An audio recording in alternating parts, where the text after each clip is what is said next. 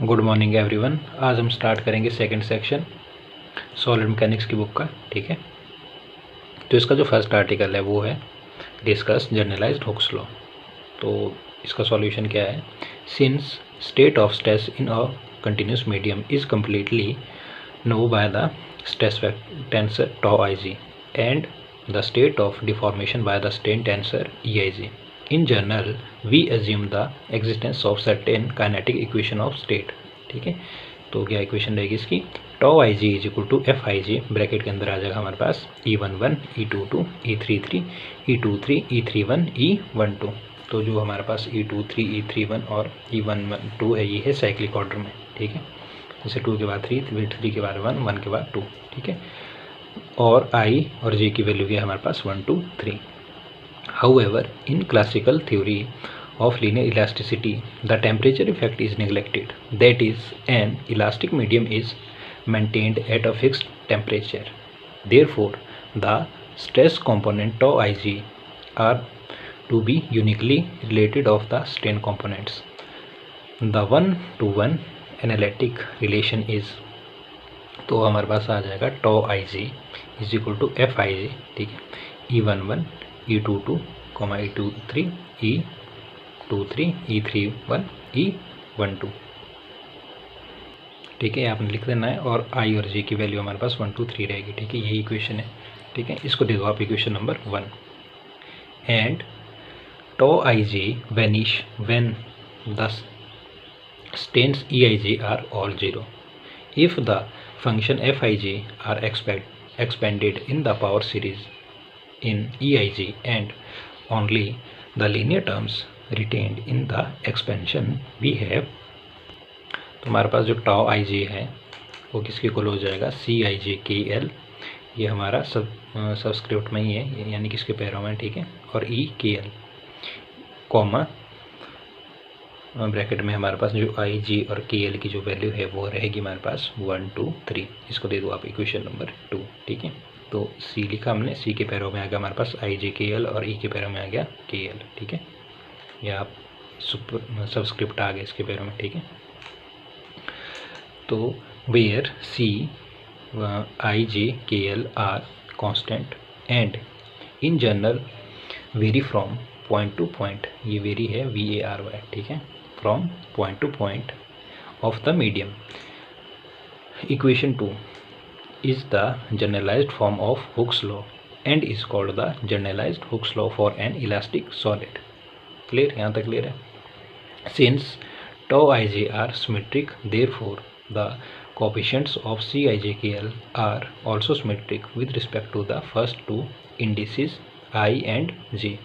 Therefore, from equation 1 we have C I J K L is equal to सी जे आई के L, equation जो हमारी 1 है।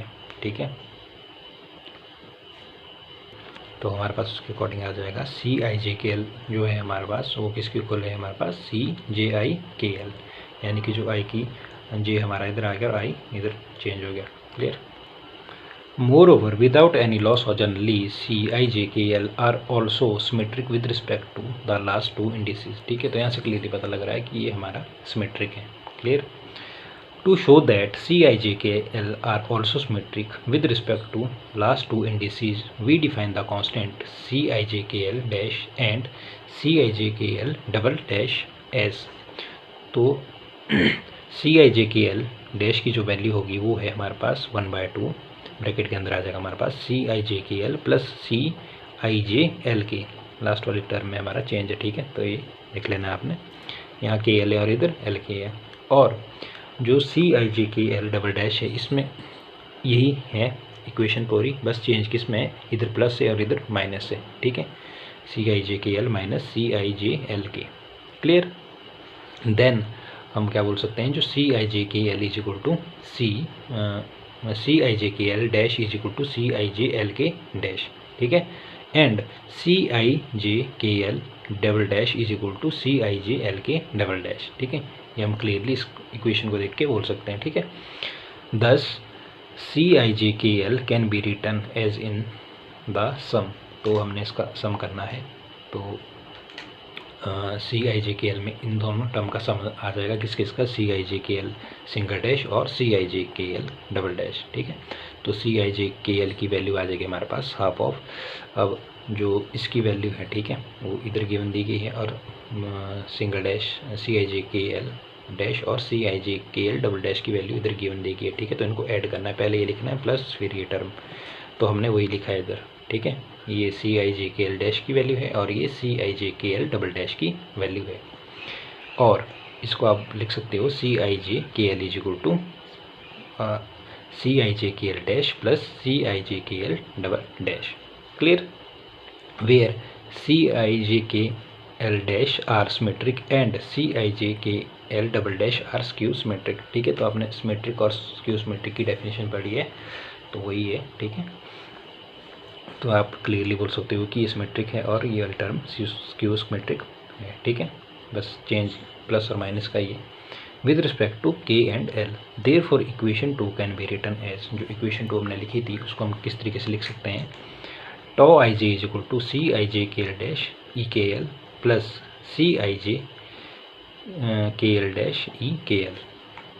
फिर उसके बाद क्या करेंगे हम, however the double sum in this second term of this expression vanish as, तो हमारे पास आ जाएगा जो ई के एल है वो आ जाएगा ई एल के, and C I J K L double dash is equal to minus of C I J L K double dash, thus tau I J is equal to C I J K L dash और E K L, where Cij KL dash are symmetric with respect to first two and last two indices. Clear? In order to avoid dealing with double sums, we can introduce the notation. तो notation क्या क्या है हमारे पास, tau 1 is equal to tau 1, tau 1 की जगह लिखेंगे हम tau 1, tau 2 is equal to tau 2, और tau 3 is equal to tau 3, फिर tau 2 3 is equal to 4, tau 3 1 is equal to 5 और टॉ 1 2 इज इक्वल टू 6। तो ये जितनी भी वैल्यू है, ठीक है, ये आपको माइंड में रखनी है। इसका यूज़ जो आगे के नेक्स्ट एक्सप्रेशन है, आर्टिकल है, उसमें इनका यूज़ होगा। ठीक है, तो ये चीज़ें आपको माइंड में होनी चाहिए। ठीक है, तो इधर जो ये वैल्यू दी गई है, तो फिर E11 की वैल्यू हो जाएगी E1, E22 की आ जाएगी E2, और sorry this is equal to not common, E22 is equal to E2 और E33 is equal to E3 और 2E23 is equal to E4, 2E31 is equal to E5, 2E12 is equal to E6। Therefore the 6 equation in 1 can be written as, तो हमारी ये equation क्या बन जाएगी, ये बनेंगी हमारी द 6 इक्वेशन इन 1। तो देखो टॉ जो फर्स्ट आएगी हमारी वैल्यू आ जाएगी टॉ 1, ठीक है, सेकंड आएगी टॉ 2, फिर आएगी टॉ 3, टॉ 4 और टॉ 5, टॉ 6। क्लियर, तो फर्स्ट वैल्यू टॉ 1 आ गई, टॉ 2, फिर टॉ 3, टॉ 4, टॉ 5 अप टू टॉ 6। ठीक है, फिर इधर आ जाएगा C11 E1, C12 E2 plus C13 E3, C14 E4, C15 E5, C16 E6।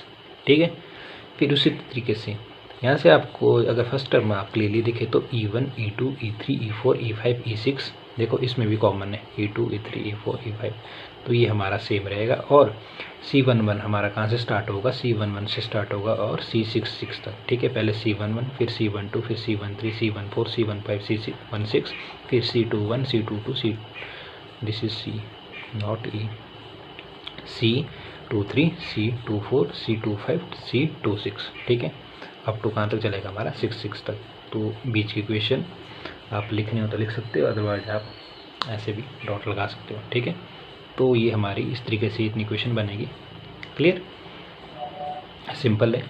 फिर और ये हमारा इसको अगर एक्सपेंडेड फॉर्म में लिखे तो आ जाएगा हमारे पास टॉ I is equal to C आई जी ई जी, जहाँ पर जो हमारे पास आई और जी की वैल्यू क्या है 1 2 3 4 5 6, इसको दे दो आप इक्वेशन नंबर 5। और जो ये हमारी टर्म है, जो हमारी इक्वेशन बनी, ये आपके नेक्स्ट आर्टिकल में यूज़ होगी। ठीक है, तो इसको मैंने बता दिया है कि हमारा टॉ 1 टॉ 2 अप टू टॉ 6 तक लेफ्ट हैंड साइड आएगा। ठीक है, और राइट हैंड साइड हमारा C11 C12 C13 C14 C15 C16। जैसे आपने डाइस की प्रोबेबिलिटी निकालते जब हम डाइस को थ्रो करते हैं, ठीक है, तो हम कहाँ तक लिख देते हैं C11 से लेकर 6 तक, ठीक है। तो वही लिखना है और बाकी हमारा E1 E2 E3 E4 E5 E6 सबके साथ लगा है इसमें, ठीक है।